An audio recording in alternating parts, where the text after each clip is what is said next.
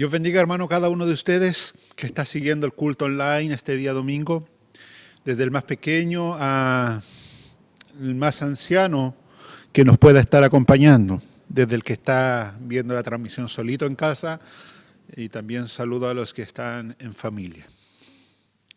La palabra del Señor está en Marcos capítulo 9, versículos 42 al 50. Dice así: cualquiera que haga tropezar a uno de estos pequeñitos que creen en mí, mejor le fuera si se le atase una piedra de molino al cuello y se le arrojase en el mar. Si tu mano te fuere ocasión de caer, córtala. Mejor te es entrar en la vida manco que teniendo dos manos e ir al infierno de fuego que no puede ser apagado, donde el gusano de ellos no muere y el fuego nunca se apaga. Y si tu pie te fuere ocasión de caer, córtalo, porque mejor es entrar en la vida cojo que teniendo dos pies para ser echado en el infierno al fuego que no puede ser apagado, donde el gusano de ellos no muere y el fuego nunca se apaga. Y si tu ojo te fuere ocasión de caer, sácalo. Mejor te es entrar en el reino de Dios con un ojo que teniendo dos ojos ser echado al infierno, donde el gusano de ellos no muere y el fuego nunca se apaga, porque todos serán salados con fuego y todo sacrificio será salado con sal. Buena es la sal, mas si la sal se hace insípida, ¿con qué la sazonaréis? Tened sal entre vosotros mismos, en vosotros mismos, y tened paz los unos con los otros. Padre, te damos gracias, Padre eterno, por tu palabra que tenemos por delante, que nos recuerda, Señor amado, que servimos a un Dios santo, santo, santo. Y que ese Dios santo quiere de nosotros vidas también santas. Sé santo porque yo soy santo, dice el Señor. Yo te pido que tú nos hables, nos ministres, precisamente a través de tu Espíritu Santo que mora en cada uno de tus hijos, y nos permitas comprender las implicaciones de esto que tenemos hoy por delante. En el nombre de Jesús, amén y amén. Lo que nosotros acabamos de leer, lo que yo acabo de leer, hermanos amados, son enseñanzas de Jesús, pero enseñanzas entregadas de manera hiperbólicas. Jesús enseñaba de distintas maneras. Él era un maestro de la enseñanza, el raboní. A veces él hizo uso de metáforas. A veces él hizo uso de parábolas. A veces hizo uso de las figuras del símil, y en el caso de hoy Jesús va a entregar una enseñanza por medio de hipérboles. La hipérbole, para los que no manejan esta figura del habla, es una forma de exagerar los hechos con un fin, enfatizar lo que uno quiere transmitir. Nosotros a veces enfatizamos las cosas que queremos transmitir, y eso es precisamente una hipérbole. Ahora, una persona podría enfatizar o sobreenfatizar o exagerar un relato con la intención de engañar a aquellos que lo escuchan, pero esa no es la función de la hipérbole, ni mucho menos la intención de Jesús. Jesús está exagerando un hecho, amplificando un hecho para transmitir de manera clara la enseñanza que tenemos por delante. Es más, hermanos amados, la hipérbole, aunque no todos están familiarizados con esta figura del habla, nosotros la usamos más comúnmente de lo que nosotros pensamos. De hecho, en estos días lluviosos que nos ha tocado en nuestra ciudad, hay a veces que la lluvia cae de manera torrencial, y cuando miramos por la ventana nosotros decimos, wow, parece un diluvio. Eso es una hipérbole. No es que nosotros creamos realmente que estamos en presencia de un diluvio, sino que queremos enfatizar que está lloviendo demasiado. En otras ocasiones, por ejemplo, cuando vamos al centro de la ciudad y anda mucha gente después de la cuarentena, llegamos a nuestra casa y nos preguntan, ¿había mucha gente en el centro? Nosotros decimos, wow, Estaba todo el mundo en el centro. No es que literalmente estemos pensando que todo el mundo estaba en el centro de la ciudad, sino que queremos enfatizar precisamente que andaba mucha gente. De manera que lo que tenemos por delante es una hipérbole, son enseñanzas hiperbólicas que no tienen que ser tomadas en el sentido literal. No es que el Señor Jesús nos esté llamando a cortarnos las manos, los pies, a sacarnos los ojos. No es esa la enseñanza, sino que está dicha, insisto, de manera hiperbólica, exagerada, para llamar nuestra atención y para enfatizar lo que Él quiere decir. Recuerda que el mismo Jesús nos dice que en su palabra que somos templo del Espíritu Santo, por lo tanto, si hay algo que Él espera, no es que nos mutilemos, sino que cuidemos el cuerpo que Él nos ha dado. Digo todo esto a modo de introducción, porque lo que tenemos por delante en el texto de hoy es básicamente una advertencia seguida de varias hipérboles. Y yo quiero que comencemos viendo la advertencia que está en el versículo 42, que dice así: cualquiera que haga tropezar a uno de estos pequeñitos que creen en mí, mejor le fuera si se le atase una piedra de molino al cuello y se le arrojase en el mar. La palabra aquí tropezar es escandalizo y tiene el significado de hacer tropezar, incitar a pecar, incitar a la apostasía, a hacer que alguien abandone su fe, de manera que la advertencia que Jesús está haciendo está dirigida a cualquier persona que sea básicamente piedra de tropiezo para los pequeñitos, como el Señor Jesús lo dice, y estos pequeñitos aquí son las personas que están comenzando en la primera etapa del caminar cristiano. Es una advertencia a no ser piedra de tropiezo.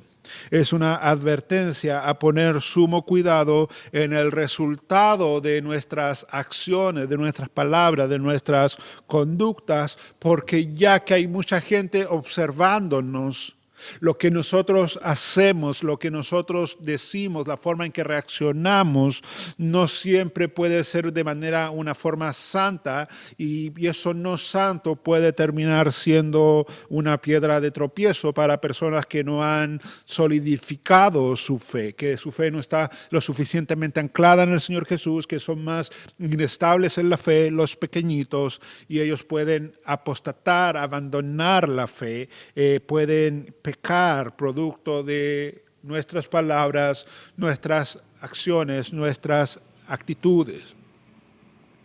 Ahora, eso es sumamente grave para el Señor Jesús, el ser piedra de tropiezo para los demás.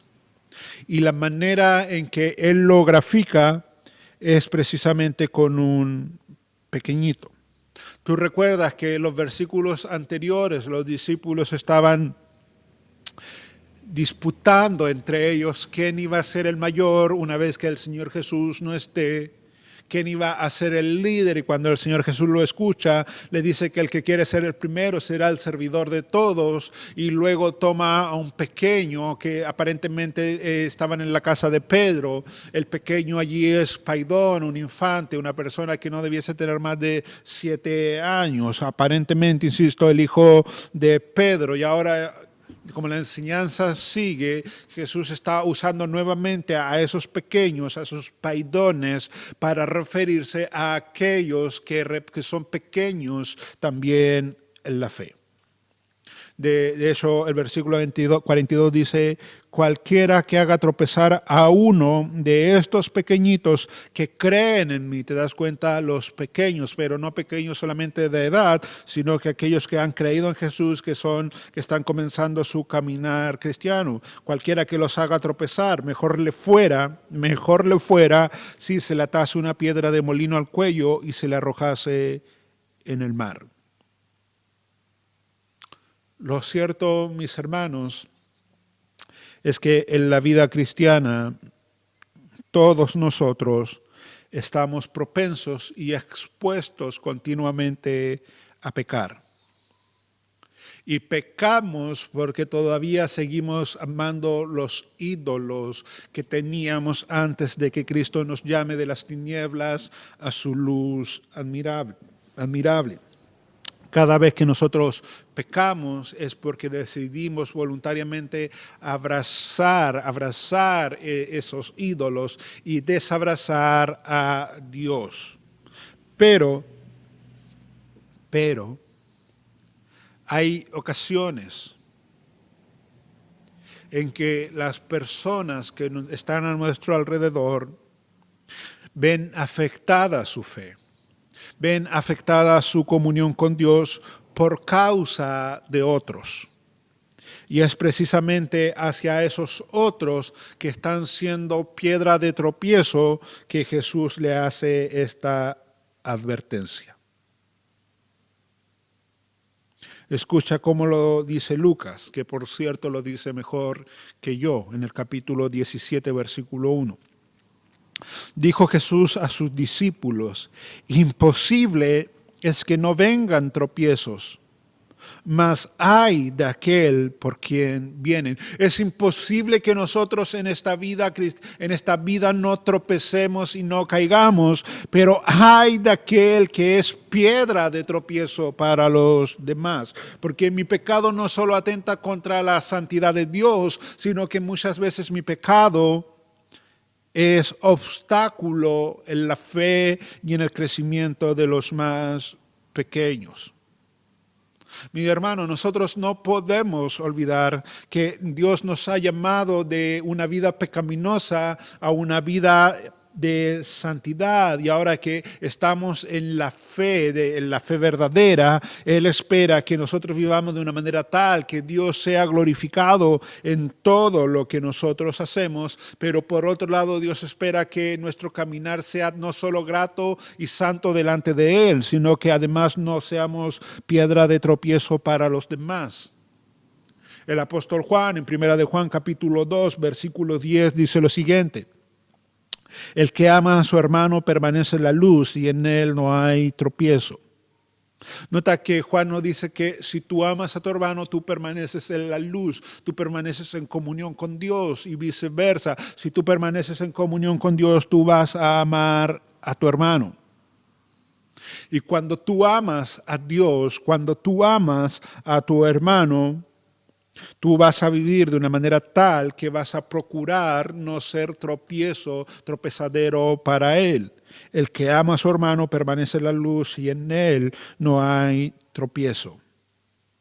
Una de las cosas que nosotros necesitamos para no ser tropezadero para los demás es precisamente vivir, poner en práctica, evidenciar, manifestar el amor que Dios ha derramado en nuestros corazones. Es el amor el que no busca lo suyo. Es el amor el que no hace nada indebido, el que no se goza de la injusticia, porque el amor siempre piensa en el otro. El amor no es egocéntrico, el amor es, permítanme la definición, otrocéntrico. El amor, antes de pensar en su propio bienestar, el amor siempre va a pensar en la edificación del otro. El amor no induce al pecado. El amor verdadero, dice Pedro en 1 de Pedro capítulo 4 versículo 8, cubre multitud de pecados, los tapa, no los expone, mucho menos los induce. Es la falta de amor la que nos lleva muchas veces a ser piedra de tropiezo para los demás. Es la falta de amor la que no le importa el otro, le importa su propio bienestar, de manera que da rienda suelta a lo que él quiere hacer, lo que él se le antoja hacer, lo que él quiere decir, sin pensar que hay personas alrededor escuchando, viendo, observando, y que esas actitudes pecaminosas pueden terminar en piedra de tropiezo. Ahora escucha la advertencia una vez más que Jesús le hace a aquellos que solamente piensan en ellos y no en los demás. Mejor le fuera si se le atase una piedra de molino al cuello y se la arrojase en el mar.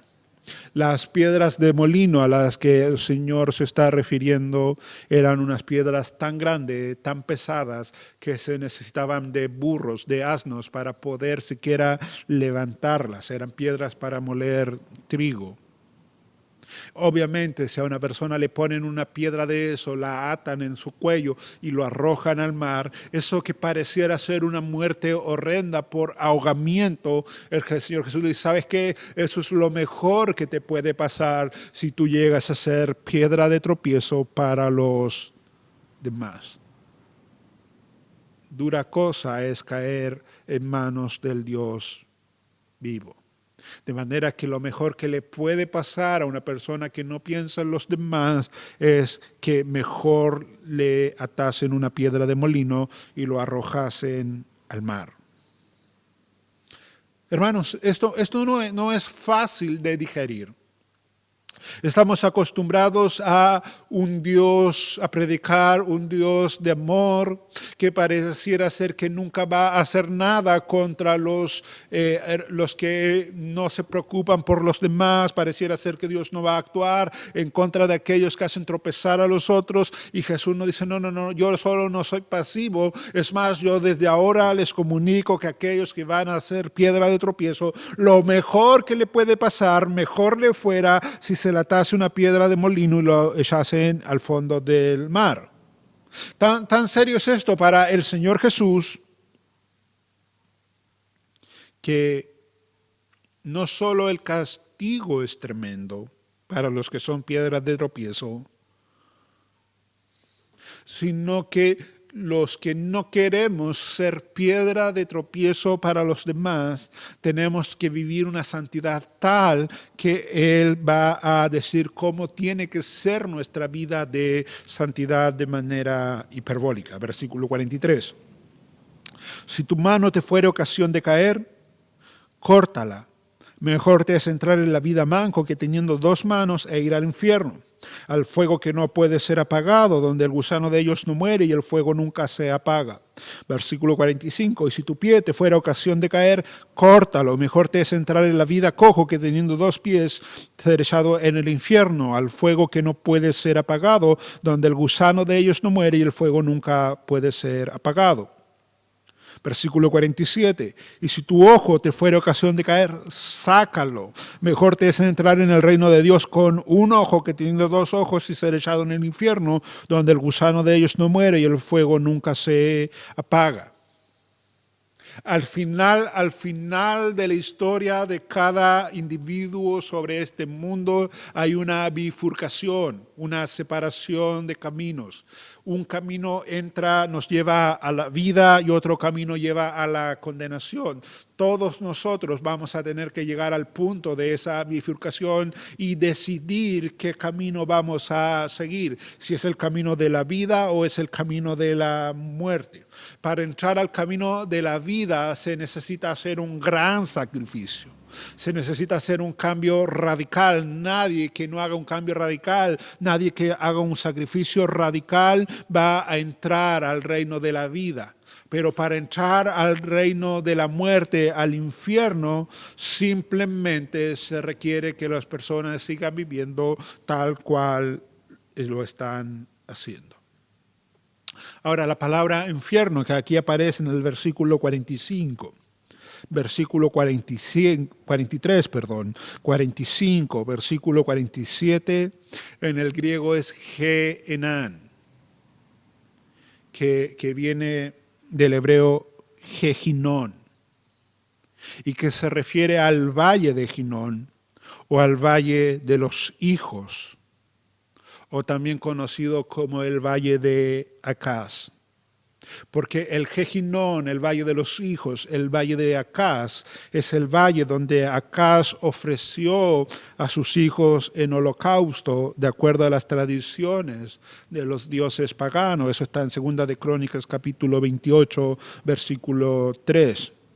Posterior a Acaz, lo mismo hizo Manasés, 2 de Crónicas 33, 6. Por lo que el valle de Hinón pasó a representar lo bajo que había caído el pueblo de Israel una vez que se habían apartado del Señor. Jehinón, Valle de los Hijos. Posteriormente pasó a conocerse como Tefed, de donde derivó la palabra tambor, porque era tal la crueldad del Valle de Hinón que le mandaban a tocar tambores, tocados con gran fuerza, con gran violencia, por eso se llamó Tefed, el Valle de los Tambores, y esos tambores tenían la misión de ahogar los gritos de los pequeños, de los bebés que eran sacrificados en el fuego, vivos. Imagínate el llanto de esos bebés en la medida en que iban siendo quemados, y como la gente no quería escuchar esos llantos de la aberración que estaban cometiendo, mandaban a tocar tambores. Luego llega Josías. Josías es un hombre que quiere agradar al Señor. Él comienza a hacer reformas profundas en Israel y una de las cosas que él hace es declarar el Jehinón como un lugar inmundo. Segunda de Reyes, capítulo 23, versículo 10. Y no solo lo declara un lugar inmundo, sino que lo convierte en un basurero. William Barclay, haciendo comentarios de esto, dice: cuando el valle se declaró inmundo, el Jehinón, y se profanó, se dedicó a basurero e incinerador de la basura de Jerusalén. En consecuencia se convirtió en un lugar inmundo y asqueroso en el que unos gusanos repulsivos se criaban en la basura y que estaba siempre ardiendo y echando humo como un gran incinerador. Yo no sé si tú has ido alguna vez a un lugar donde hayan desechos de basura, un basurero, un vertedero, pero generalmente es un lugar donde hay fuego, donde está saliendo humo, donde hay mal olor, porque la basura se va descomponiendo, muchas veces se va quemando, los gusanos van apareciendo. Eso que podemos ver en nuestros vertederos es lo que terminó siendo el Jehinón, y es al lugar que Jesús está refiriendo para decirle gráficamente o de una manera gráfica cómo luce el infierno. Es por eso que Jehinón o Jejena, dependiendo si uno lo va a leer en hebreo o en griego, se traduce como infierno en español. Y es por eso que en el versículo 48 Jesús le dice a sus discípulos que el infierno es un lugar donde el gusano de ellos no muere y el fuego nunca se apaga. Ahora, mis hermanos, esto no quiere decir que el infierno sea un lugar exactamente así. Yo te acabo de decir, Jesús está graficando con algo que los discípulos podían entender, lo repulsivo del infierno. Pero no es que el infierno sea un lugar donde literalmente el gusano no muere y donde el fuego nunca se apaga. Jesús está una vez más graficando, describiendo lo horrendo de ese lugar, lo doloroso de ese lugar, por eso el fuego. Y lo putrefacto también del infierno, por eso los gusanos, pero lo está comparando con algo que los discípulos puedan entender y puedan comprender. Por otro lado, el Ginón, el Jehinón, el infierno comenzó cuando Acaz, yo te acabo de decir, se apartó de Dios. Comenzó a servir a dioses paganos y se olvidó del único Dios vivo y verdadero, con lo que Cristo también nos está tratando de ilustrar que el infierno es un lugar reservado para a todos aquellos que han decidido darle la espalda a Dios y seguir sirviendo a dioses paganos, a ídolos creados en su corazón, seguir viviendo la vida sin tomar en cuenta a Dios. Hay una bifurcación, no te olvides de aquello, donde un camino te lleva a la vida y el otro camino te lleva a la muerte. Para entrar a la vida, tú necesitas hacer cambios radicales. Para entrar a la muerte, tú simplemente necesitas seguir viviendo como lo estás haciendo. Para entrar a la vida, tú necesitas negarte a ti mismo, tú necesitas repudiarte a ti mismo, tú necesitas tomar tu cruz cada día y seguir a Cristo. Para entrar a la muerte, tú solamente tienes que darle rienda suelta a las concupiscencias de tu corazón. Si tu ojo te fuera ocasión de caer, versículo 43, córtalo. ¿Te das cuenta lo radical del cambio para entrar a la vida? Mejor te es entrar en la vida manco. Si tu mano, te fuera ocasión de caer, córtala. Mejor te es entrar en la vida manco que teniendo dos manos e ir al infierno. Si tu pie te fuera ocasión de caer, córtalo. Mejor te es entrar a la vida cojo que teniendo dos pies y ser echado en el infierno. Y si tu ojo te fuera ocasión de caer, sácalo. Mejor te es entrar en el reino de Dios con un ojo que teniendo dos ojos ser echado en el infierno. Aquí los ojos, las manos, los pies son representativos de las cosas que nosotros hacemos, de las cosas que vemos, de los lugares que frecuentamos. Porque la batalla con el pecado implica, hermanos amados, todos los aspectos de la vida. John Stott resume esta enseñanza de la siguiente manera. Si tu ojo te es ocasión de caer porque la tentación llega a ti por medio de tus ojos, los objetos que ves, entonces sácate los ojos, es decir, no mires. Compórtate como si realmente te hubieras sacado los ojos y los hubieras tirado. Y ahora estuvieras ciego y por eso no pudieras ver los objetos que anteriormente fueron ocasión de caer. Además, si tu mano o pie te es ocasión de caer, porque la tentación te llega por medio de tus manos, cosas que haces, o de tus pies, lugares que visitas, entonces córtalos, es decir, no lo hagas, no vayas. Compórtate como si realmente te hubieras cortado las manos y los pies y los hubieras tirado y ahora estuvieras lisiado y por eso no pudieras hacer las cosas o visitar los lugares que anteriormente te eran ocasión de caer. ¿Te das cuenta lo radical del llamado, de las exigencias de Jesús? Nadie puede entrar a la vida sin antes hacer morir a aquello que Dios desaprueba. Si tu ojo te es ocasión de caer, sácatelo. Si tu mano te es ocasión de caer, córtatela. Si tu pie te es ocasión de caer, córtatelo también. Lo cierto, mis hermanos, es que sin estos cambios radicales, nadie podrá entrar en el reino de los cielos. Nadie podrá entrar en el reino de los cielos. Y tal vez alguien se esté preguntando, pero pastor, ¿por qué Cristo era tan radical? ¿Por qué Cristo nos demanda tanto? ¿Por qué Cristo nos pide una negación de ese tamaño? ¿Sabes?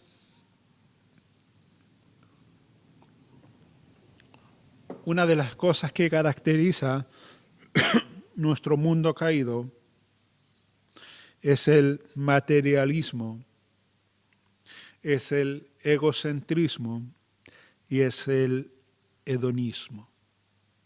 Materialismo, egocentrismo, hedonismo.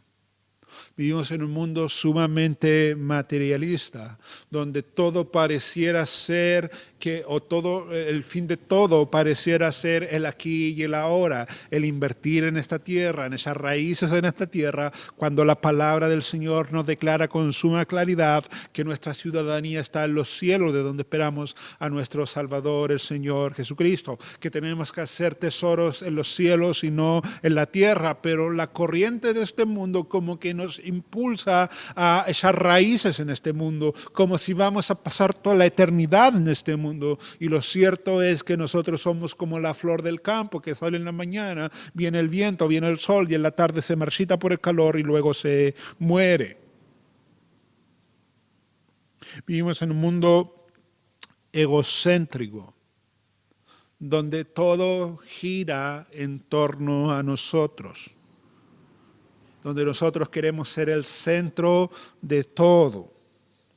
Pero no solo es egocéntrico, sino que es hedonista, donde si lo que yo hago no me gusta, no me es placentero, entonces no lo hago. No, pero soy motivado, soy impulsado a hacer aquello que me causa placer.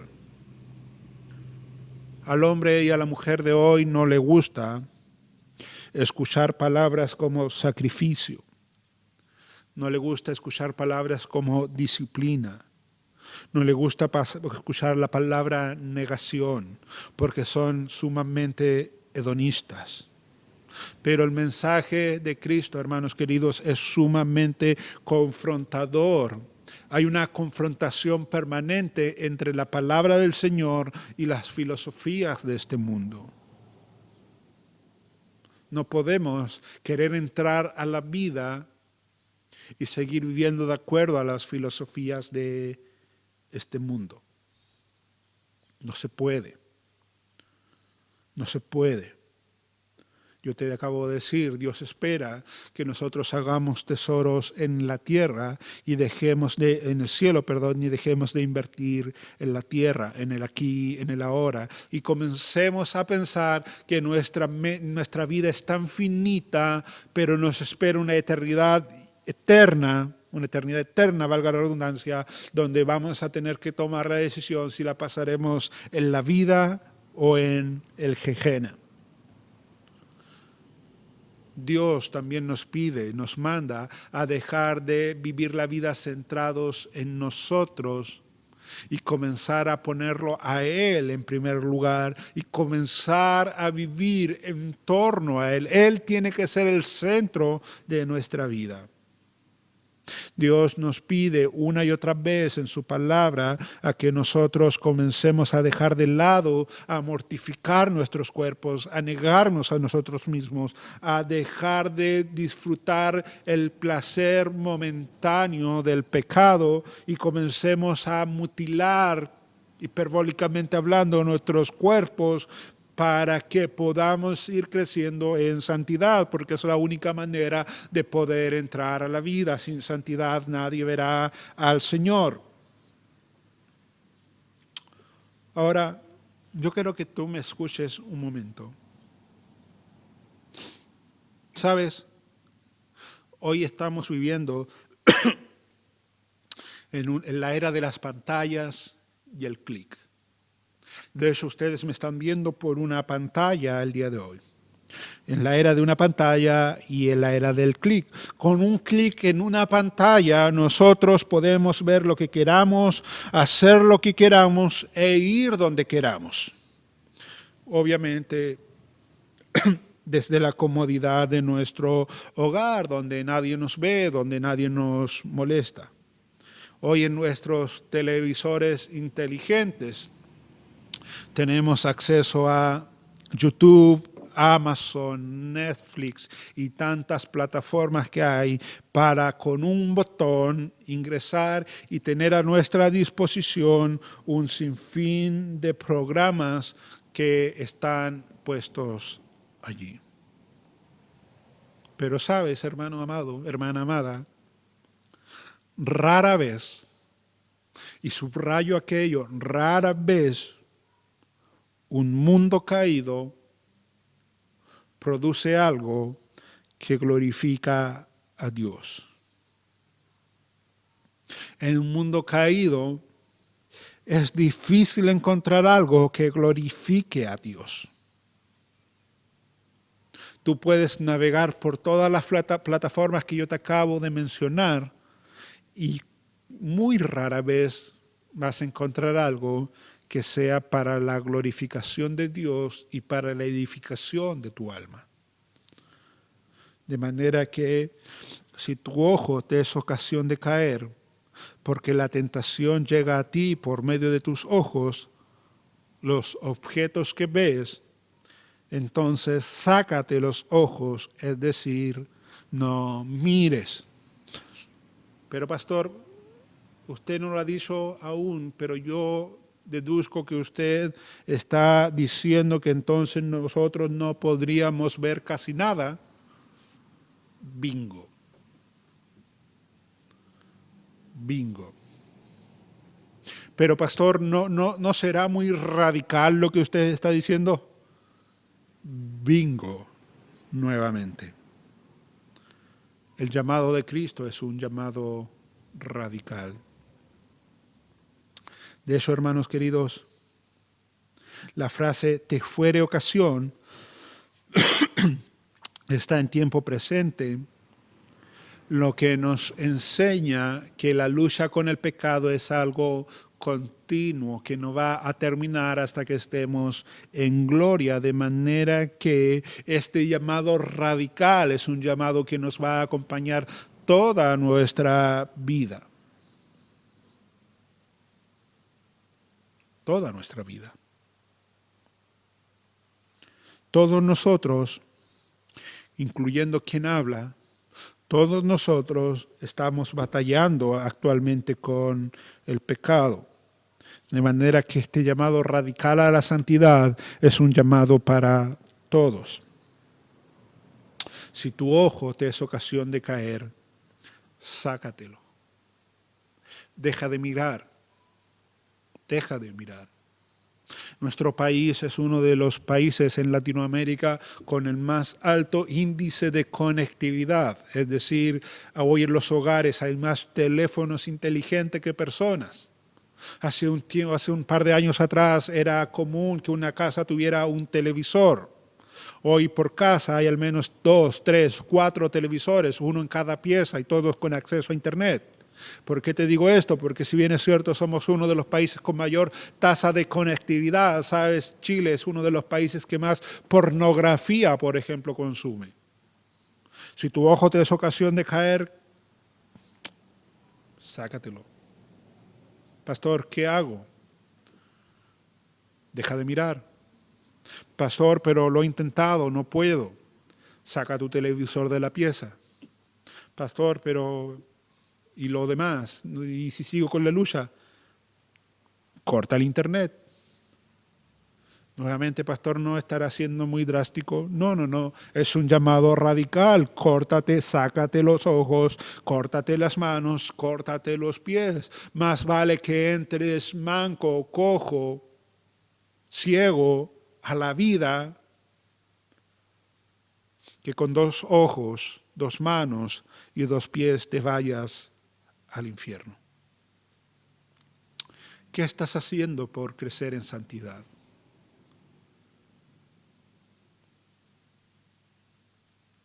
¿Qué estás haciendo por crecer en santidad? ¿Qué estás haciendo por cultivar una vida de santidad? Hermano, la santidad se cultiva con disciplina. La santidad se cultiva con disciplina y con cambios radicales. Siguiendo la corriente de este mundo nunca vas a poder llevar una vida santa.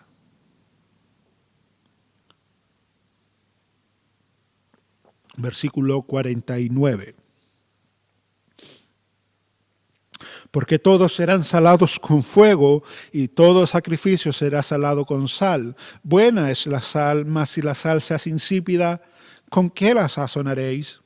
Tened sal en vosotros mismos y tened paz los unos con los otros. Y yo sé que este texto es un tanto difícil de entender. A mí me costó entenderlo en primera instancia, pero permíteme tratar de ser simple en su explicación para que tú lo puedas comprender. Voy a tratar de ser simple, pero también voy a tener que ir desglosando un poco el texto. Dice el versículo 49, porque todos serán salados con fuego y todo sacrificio será salado con sal. Buena es la sal, mas si la salsa es insípida, ¿con qué será sazonada?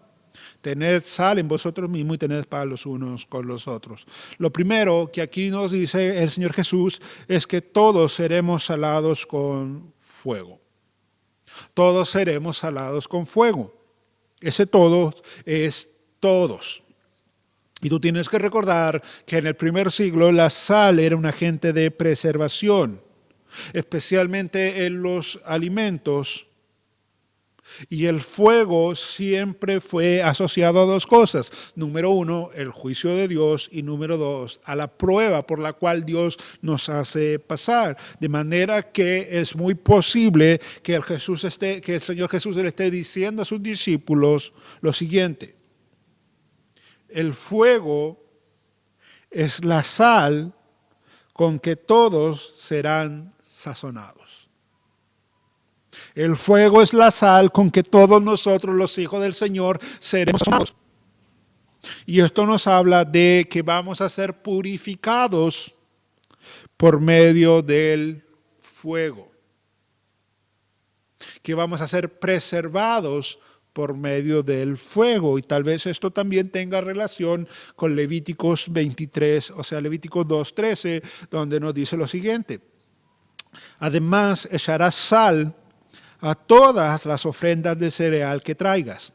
No permitas que la sal del pacto de Dios falte en ninguna ofrenda de cereal. Todas las ofrendas tendrán que tener sal. Ahora yo quiero que tú pienses en esto, porque esto ya aquí como que nos comienza a aclarar aún más la idea. En primer lugar, el texto que yo acabo de leer nos dice que todas las ofrendas tenían que ser acompañadas con sal. Las ofrendas no podían ofrecerse sin sal. Eso es en el Antiguo Testamento, pero cuando tú vas al Nuevo Testamento, en Romanos 12, tú llegas y tú lees y ahora Dios nos dice que nosotros tenemos que presentar nuestros cuerpos como sacrificio vivo, santo, agradable al Señor. Ahora nosotros somos la ofrenda, nuestro cuerpo es la ofrenda que presentamos al Señor. Y Pedro, capítulo 1, versículo 7, nos dice que nuestra fe tiene que ser probada por el fuego. 3 elementos: ofrendas que llevan sal. Nuestro cuerpo se convierte ahora en ofrenda, la ofrenda que Dios espera. Y no solo eso, sino que la Biblia nos dice que nuestra fe tiene que ser probada por el fuego.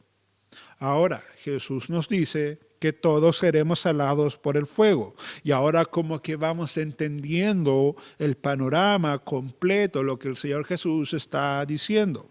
Filipenses capítulo 1, versículo 6 nos dice que Dios comenzó una buena obra en cada uno de nosotros y que Él la va a perfeccionar hasta el día del Señor Jesucristo. Es decir, Dios nos ha llamado a la salvación. En el momento que Él nos llamó, comenzó un proceso de santificación constante en nosotros, que no se detiene, que avanza a los tiempos de Dios, en la manera de Dios, y que eso va a culminar recién en nuestra glorificación. Y esa glorificación va a ser el día del Señor Jesucristo, es decir, cuando Cristo venga por nosotros o cuando Cristo nos llame a su presencia. Dios comenzó una buena obra en nosotros y la va a perfeccionar. Mis hermanos, Dios nos va salando o nos va preservando mediante circunstancias difíciles. Dios va probando y robusteciendo nuestra fe. Eso es ser salado con un fin. ¿Cuál es ese fin? Que en la medida en que yo voy siendo salado, en la medida en que Dios me va llevando de gloria en gloria, me va haciendo vivir cada vez más en santidad, podemos ser sal en una sociedad que está derechamente en proceso de descomposición y putrefacción, metafóricamente hablando. Dios nos va salando, nos va preservando por medio del fuego. Son las circunstancias adversas las que hacen robustecer nuestra fe, las que nos hacen madurar nuestra fe. De ahí que Pedro dice que nuestra fe tiene que ser probada por el fuego. Ahora escucha el versículo 50. Buena es la sal, mas si la sal se hace insípida, ¿con qué la sazonaréis? Tened sal en vosotros mismos y tened paz los unos con los otros. Buena es la sal. ¿Para qué es la sal? Ya te acabo de decir, para preservar, para evitar descomposición. Al menos en el primer siglo no tenía los refrigeradores, los congeladores que tenemos nosotros.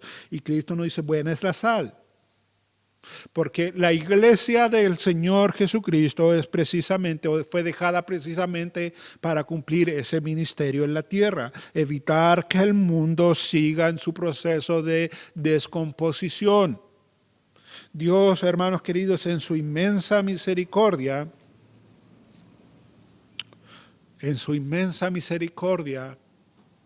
puso ciertas instituciones en este mundo que son un freno a la descomposición moral de un mundo caído. Una de las instituciones que Dios dejó son el Estado, las autoridades y las leyes. Y aunque aparentemente estos son aparatajes humanos, nosotros entendemos por Romanos 13 que toda autoridad es puesta por Dios. De ahí que nosotros,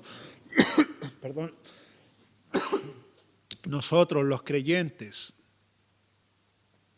tenemos que ser los primeros en acatar las normas de la autoridad, independiente cuáles sean. Porque el que se resiste a la autoridad, a lo establecido por Dios, resiste, dice Romanos 13. Yo le decía, solamente un paréntesis, estos días a un grupo de hermanos, exactamente aquello, si hay alguien que tiene que acatar lo que la autoridad dice, son los creyentes. Porque si tú te resistes a lo que la autoridad dice, tú te estás resistiendo a Dios. Si en este tiempo de pandemia la autoridad te dice usa mascarilla, tú tienes que usar mascarilla. Pastor, pero yo no creo en esto del virus. No importa si tú crees o no crees. Dios te dice obedece a tus autoridades. Si la autoridad te dice que hay que mantener distancia social, tenemos que mantener distancia social. Los primeros en acatar las normas de la autoridad debiesen ser los creyentes, porque entendemos que la autoridad fue constituida por Dios para frenar, para castigar al malo, para evitar el proceso de descomposición. Otra institución que Dios dejó fue el hogar, la familia. Cuando una familia funciona bien, está actuando como sal en medio de una sociedad descompuesta. Es más, hermanos, la mayor o la más excelente forma de protestar contra las ideologías del mundo es teniendo una familia temerosa de Dios.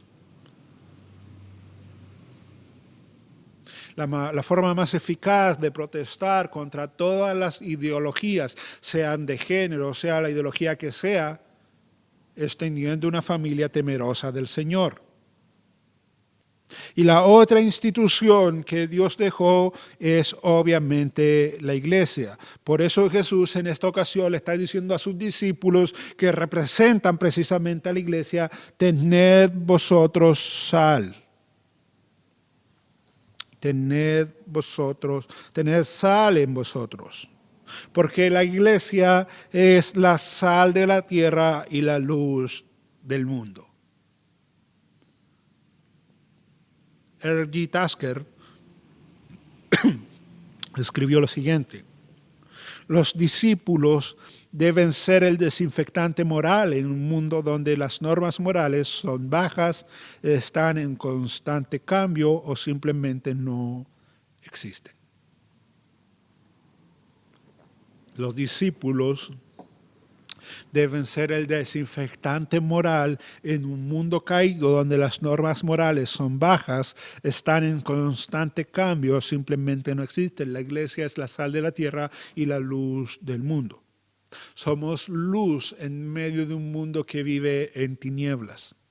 Somos la brújula moral de un mundo que ha perdido el rumbo de la moralidad precisamente.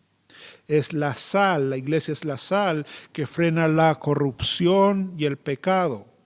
Por eso, mis hermanos, no es de extrañar que el mundo invierta todas sus fuerzas, sus energías en querer callar a la iglesia.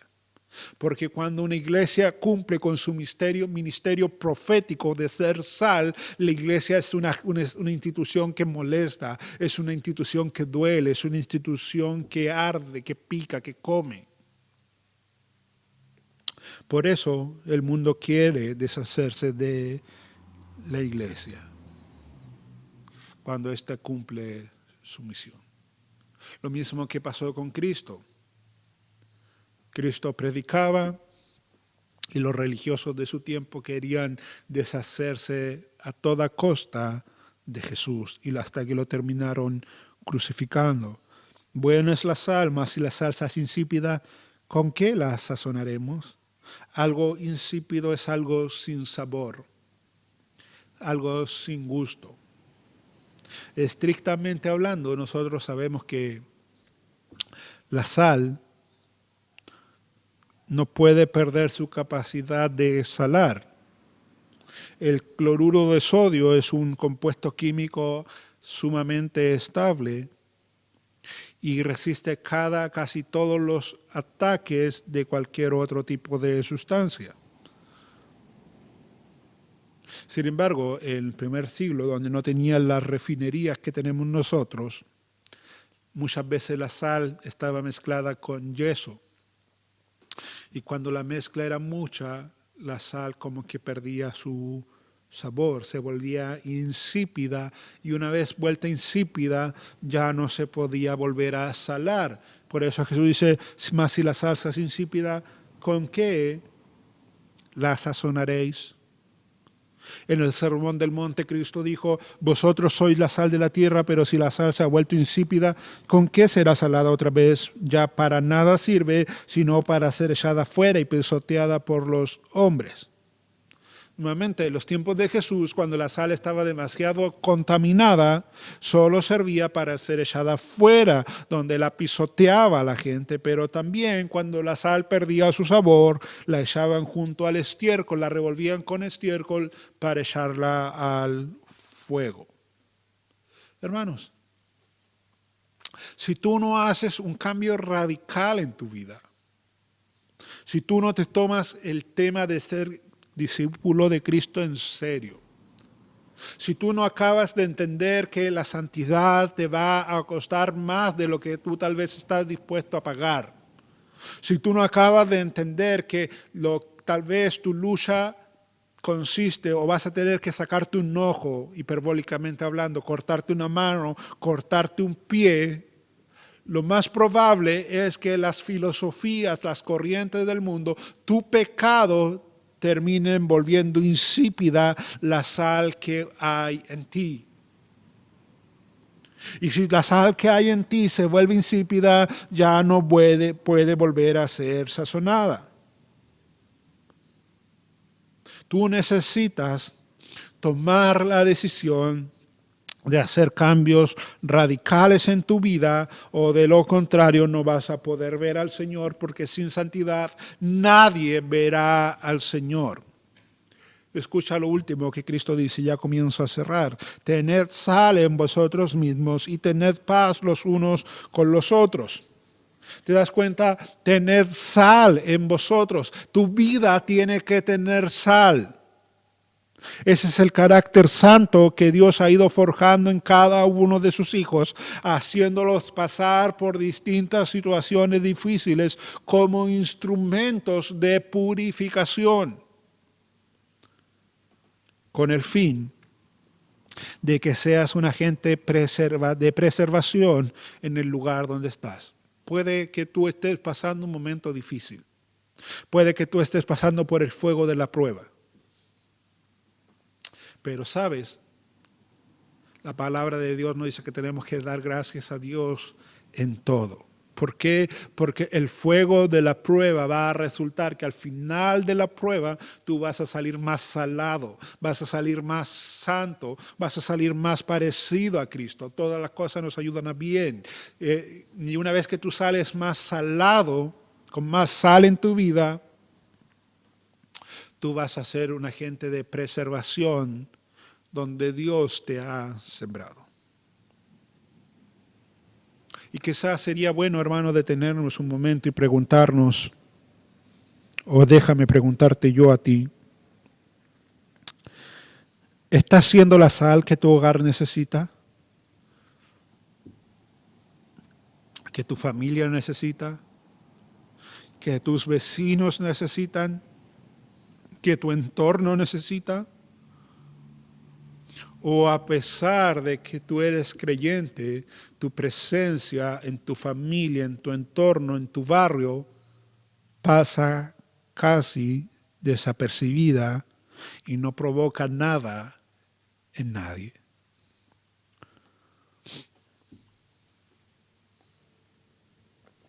¿Está haciendo sal? John Stott, comentando nuevamente, dice lo siguiente: el cristiano, para ser efectivo, debe mantener su semejanza con Cristo, de la misma manera que la sal debe conservar su capacidad de salar.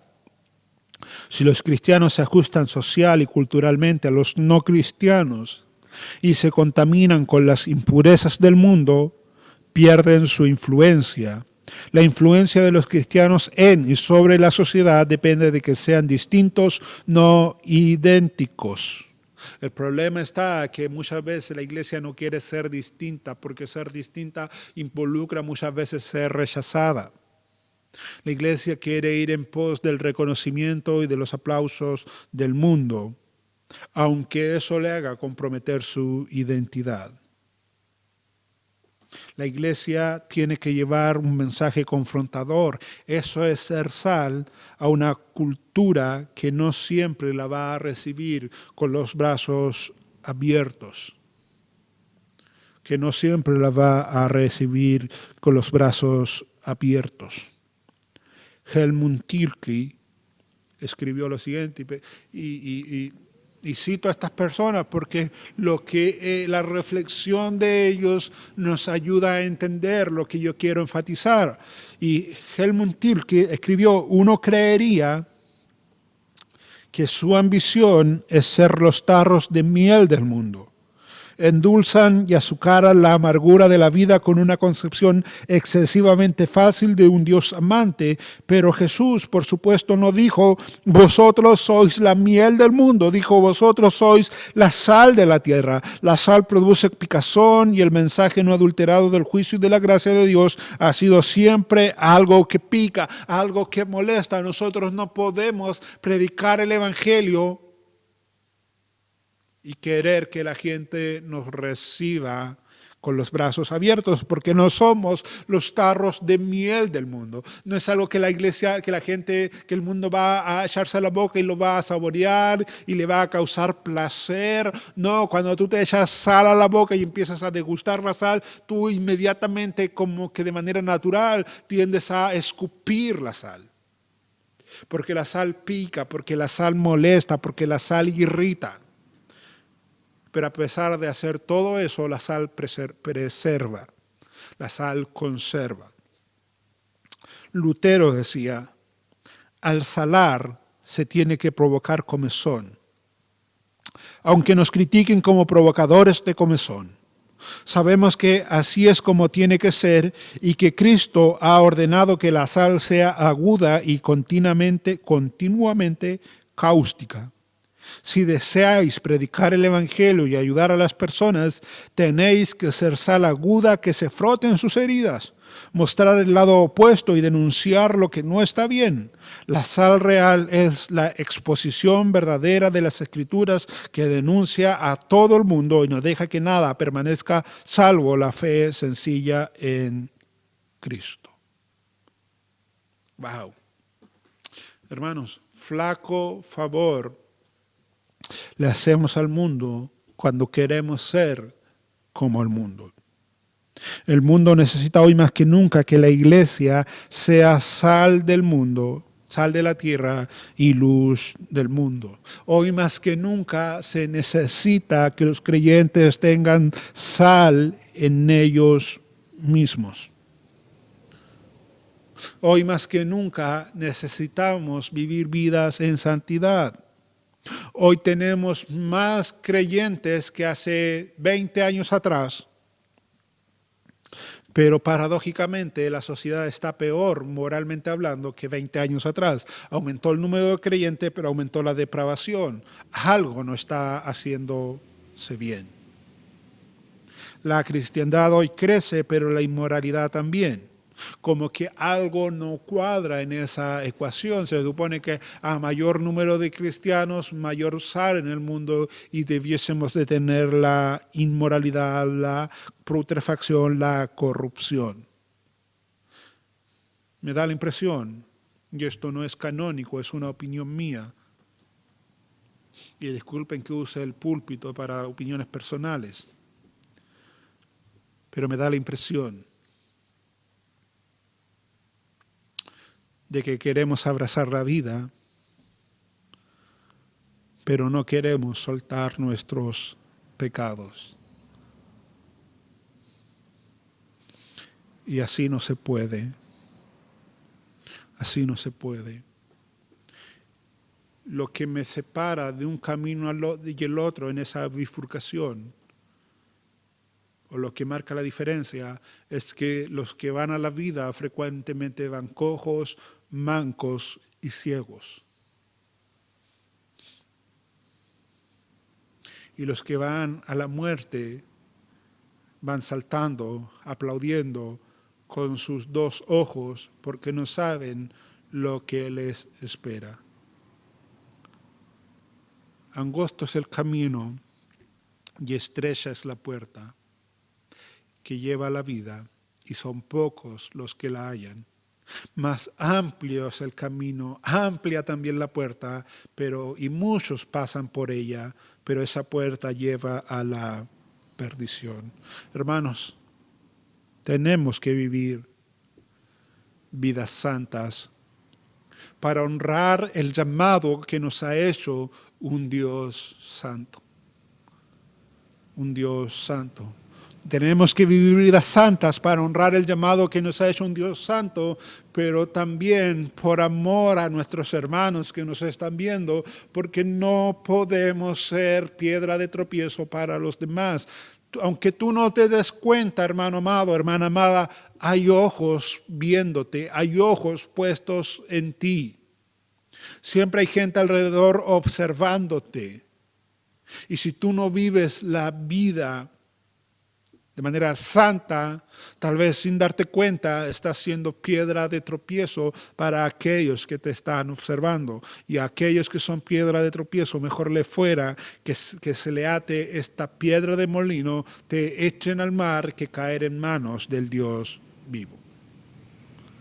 Vamos a orar. Padre, te alabo, bendigo tu nombre, te doy gracias por tu palabra, Señor amado, y con mucha humildad, porque tú conoces mi corazón, tú conoces los corazones de aquellos, Señor, que están escuchando. Ayúdanos, ayúdanos.